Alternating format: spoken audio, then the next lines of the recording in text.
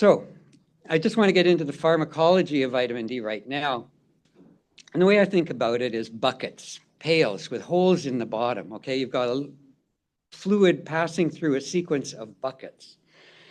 Some of these buckets, for example, vitamin D goes into a compartment or a bucket, and that bucket has holes in it. Through relatively easy processes, your liver makes something called 25-hydroxyvitamin D. If you take a vitamin D pill right now, it'll keep your blood vitamin D level up for about 2 or 3 days until it's cleared out of the system. But that vitamin D is largely converted to the thing we actually measure for vitamin D nutrition called 25-hydroxyvitamin D. And so far as we know, 25-hydroxyvitamin D does nothing. It is the official measure of your vitamin D nutrition status. It does nothing. Why? Because 25-hydroxy-D is used largely by the kidney to make that special hormone that you need to absorb calcium through your intestine. Okay, so you've got a regulated thing for something extremely important, to regulate calcium. The most tightly regulated thing in your bloodstream is calcium. Its coefficient of variation is about 3%.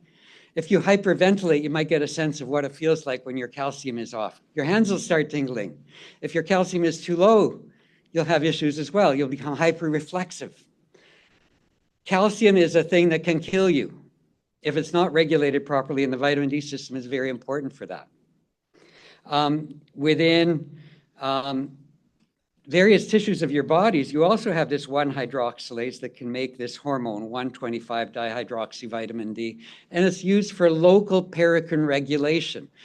At tissues, the 1,25-dihydroxy-D improves differentiation, makes a cell become what it's supposed to be, and it reduces proliferation. So if you have a bad cell, a cancer cell, it won't proliferate as much. So vitamin D has, at least in the test tube, good things going on for it within tissues that have nothing to do with calcium per se. Lastly, there's a clearance system, this 24-hydroxylation of both 25-hydroxy-D and 125. So you've got a flow-through system. And I argue that this is very different from the system by which estrogen or testosterone or cortisol are regulated. Recognize, what's the hormone concentration here? Picomoles per liter. Cortisol, estrogen, testosterone, they're all nanomoles per liter. The other steroid hormones you're familiar with are present in 3 orders of magnitude more concentration than this potent little hormone 125D in the vitamin D system. So again, vitamin D has a half-life of around 2 days. In vivo, it appears to have a half-life of about 2 months, but that's because it distributes into a large volume of distribution, both muscle and adipose.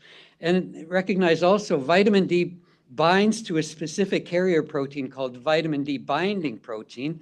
It's also called group-specific component, GC, which is the most polymorphic, polygenetic marker within your protein system. Everybody's different in terms of GC genetics.